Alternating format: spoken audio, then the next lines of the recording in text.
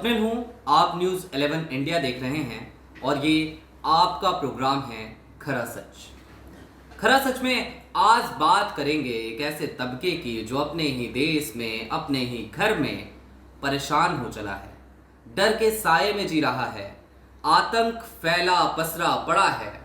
हालात ये हो चले हैं कि लोग उस घर से, लोग उस देश से, लोग उस मुल्क से किसी भी कीमत पर भाग जाना चाहते हैं। ये आतंक क्यों? ये आतंक का माहौल क्यों? ये डर क्यों? क्योंकि अफगानिस्तान में तालिबान ने अपना कब्जा जमा लिया है। क्योंकि बाहरी शक्तियों का अर्थ वो तमाम 3-4 शक्तियां जो पिछले कुछ दिनों से, पिछले कुछ वर्षों से लगातार अफगानिस्तान पर अपना कंट्रोल जमाए बैठी थी, जो तालिबान को वहां से बाहर खदेड़ने की कोशिश कर रही थी, जो तालिबान पर अंकुश लगा रही थी, वो सब भी अब धीरे धीरे अफगानिस्तान को छोड़कर जा चुकी हैं। उन्होंने एक तरीके से अफगानिस्तान को अनाथ कर दिया है। उन्होंने तालिबान से कहीं ना कहीं ये समझौता कर लिया है कि भैया देखो, हमारे लोग और हमारा मुल्क कहीं से लेकर कहीं तक अफगान और तालिबान के बीच में नहीं आएगा। आप एक काम करो, आपको अफगानिस्तान के साथ जैसा ट्रीटमेंट करना है करो, हमें हमारे लोगों को लेकर निकल जाने दो। सबसे पहले ये रिपोर्ट देखिए।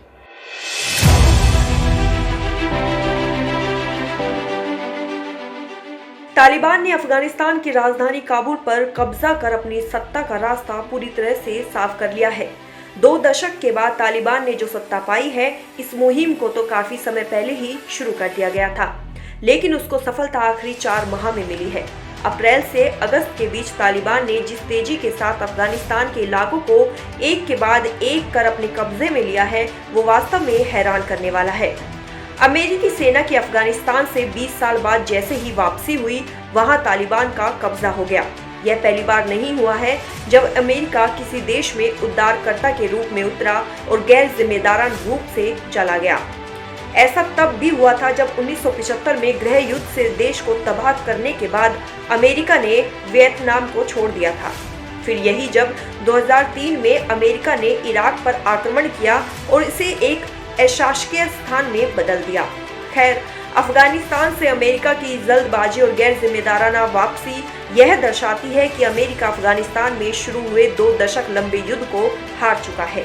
यह भी साफ हो जाता है कि अफगानिस्तान में अमेरिका कई मायनों में विफल रहा है। सबसे पहला, यह एक राजनीतिक विफलता है। इसकी शुरुआत गैर जिम्मेदाराना निर्णय से हुई थी। तालिबान ने जिस अलकायदा को पनाह दी, उसे बाहर निकालने के लिए अमेरिका ने अफगानिस्तान पर आक्रमण किया, लेकिन अमेरिका ने देश के पुनर्निर्माण के अपने वादे को कभी पूरा नहीं किया। पहले तो इसकी कोई योजना नहीं थी, इसने रास्ते में ही अपनी योजनाएं बदल दी और जो रह गए उनके लिए बिना योजना के झुक गया। दूसरा, यह मानवीय विफलता है। अफगानिस्तान युद्ध ने लाखों लोगों की जान ली और इससे भी महत्वपूर्ण बात यह है कि इसने मानवीय जीवन को चकनाचूर कर दिया। युद्ध की लागत अभी भी स्पष्ट नहीं है। ब्राउन यूनिवर्सिटी में कॉस्ट ऑफ वॉर प्रोजेक्ट के अनुसार इस साल अप्रैल तक युद्ध ने अफगानिस्तान में लगभग 1,74,000 लोगों को मार डाला था। यानी हर दिन 30 जिंदगियां इस धरती से मिट जाती थी। संयुक्त राष्ट्र के अनुसार 26 लाख अफगान शरणार्थी है, जिनमें से ज्यादातर पाकिस्तान और ईरान में है। अन्य 40 लाख देश के भीतर आंतरिक रूप से विस्थापित है। इस युद्ध की हिंसा भी भय पैदा करती है। लाखों लोगों के व्यवसाय बंद हो गए और लोगों ने खरीदारी करना बंद कर दिया। अब अफगान लोग नकदी निकालने के लिए बैंकों की ओर दौड़ रहे हैं। देश आर्थिक पतन के कगार पर खड़ा हो चुका है। अमेरिका ने पुराने अनुभवों से सीख नहीं ली।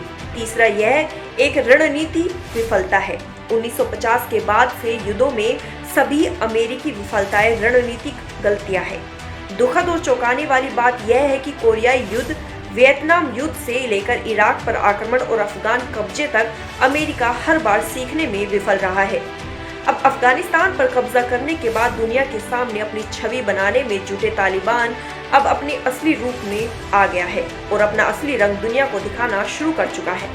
अफगानिस्तान में महिलाओं को समान अधिकार देने का वादा करने वाले तालिबानियों ने सरकारी टीवी चैनल की एंकर खादिजा अमीन को भी बर्खास्त कर दिया है। उनकी जगह पर एक पुरुष तालिबानी एंकर को बैठाया गया है। वहीं एक अन्य एंकर शबनम दावरान ने बताया कि हिजाब पहनने और आईडी कार्ड लाने के बाद भी उन्हें ऑफिस में घुसने नहीं दिया गया। शबनम का कहना है कि अब तालिबान राज आ चुका है, उन्हें घर जाना होगा। तालिबान राज आने के बाद अफगानिस्तान में महिलाएं अपने घरों में कैद होकर रह गई है। उन्हें न केवल अपने जीवन का डर सता रहा है, बल्कि उनका भविष्य भी अब संकट में आ पड़ा है। मंगलवार को सुबह प्राइवेट टीवी चैनल टोलो की महिला एंकर बेहेश्ता अग्रत ने तालिबान के मीडिया विंग से जुड़े मावलावी अब्दुल हक हेमाद से इंटरव्यू लिया था। बता दें कि तालिबान के अफगानिस्तान पर कब्जे के बाद से यह चर्चा आम थी कि आतंकी संगठन महिलाओं के साथ कैसा सलूक करेगा। अब तालिबान की तरफ से हुई प्रेस कॉन्फ्रेंस में कहा गया है कि वह महिलाओं को शरिया कानून के तहत हक देगा। इसमें महिलाओं को कुछ जगहों पर काम करने की आज़ादी की बात भी कही गई है। महिलाओं ने प्ले कार्ड दिखाते हुए मांग की है कि अफगान की राजनीति, शासन और अर्थव्यवस्था से जुड़े फैसलों में उनको अपनी भी हिस्सेदारी चाहिए। महिलाओं ने मांग की है कि आने वाली सरकार यानी तालिबान उनको भूल न जाए।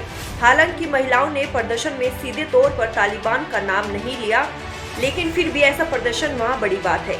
अफगान में महिलाओं के साथ साथ कुछ युवाओं ने भी प्रदर्शन किया था। यह प्रदर्शन कुनार प्रांत में हुआ था। इसमें मांग हुई थी कि तालिबान अफगान सरकार के झंडे को भी वहाँ फहराने दे। सोशल मीडिया पर भी ऐसी ही मांग उठी थी, या तो अफगान सरकार का झंडा हटाया जाए या फिर दोनों को मिलाकर कोई झंडा बनाया जाए।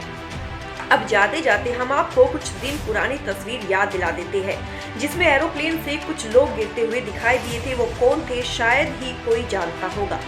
वर्तमान समय में तालिबान के कब्जे के बाद काबुल में अफरा तफरी का माहौल है। काबुल एयरपोर्ट पर देश छोड़कर जाने वालों की जबरदस्त भीड़ है।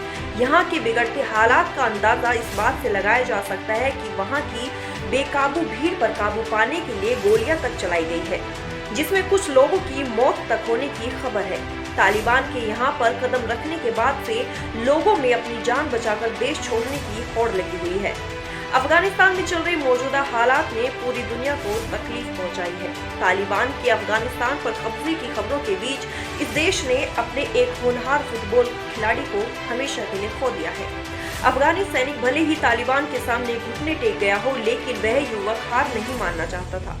अफगानिस्तान की राष्ट्रीय फुटबॉल टीम में रहते हुए जकी अनवर मैदान पर हमेशा विपक्षी टीम से लोहा लिया करता था और आतंकी तालिबानियों के सामने भी कतई झुकना नहीं चाहता था। उसने देश छोड़ने का फैसला किया और भीड़ में शामिल कई लोगों की तरह काबुल से उड़ान भर रहे अमेरिकी विमान से लटक गया। यह फैसला उसके लिए घातक साबित हुआ और कई अन्य लोगों की तरह उसे भी जिंदगी गंवानी पड़ी। काबुल हवाई अड्डे से गत सोमवार को उड़ान भर रहे अमेरिकी वायुसेना के बोइंग C-17 विमान से अफगानियों के चींटियों की तरह चिपकने का दृश्य शायद ही कोई भूला होगा। काबुल में सिक्योरिटी गार्ड का काम करने वाले 47 वर्षीय वली ने मीडिया से बातचीत में कहा कि 16 अगस्त की दोपहर वह परिवार के साथ घर में काम कर रहा था। अचानक छत पर कुछ गिरने की जोरदार आवाज आई, जैसे कोई टायर फटा हो। उन्होंने छत पर जाकर देखा तो 2 लोग मृत पड़े थे। उनके पेट और सिर पूरी तरह फट चुके थे। उन्हें देखने के बाद उनकी पत्नी और बेटी बेहोश हो गई थी। अब आप वहाँ के हालात का अंदाजा इसी बात से लगा सकते हैं कि वहाँ के लोग कितने डरे हुए, सहमे हुए हैं। आपने ये रिपोर्ट देखी, आपको अफगानिस्तान के हालात का पता चल ही गया होगा।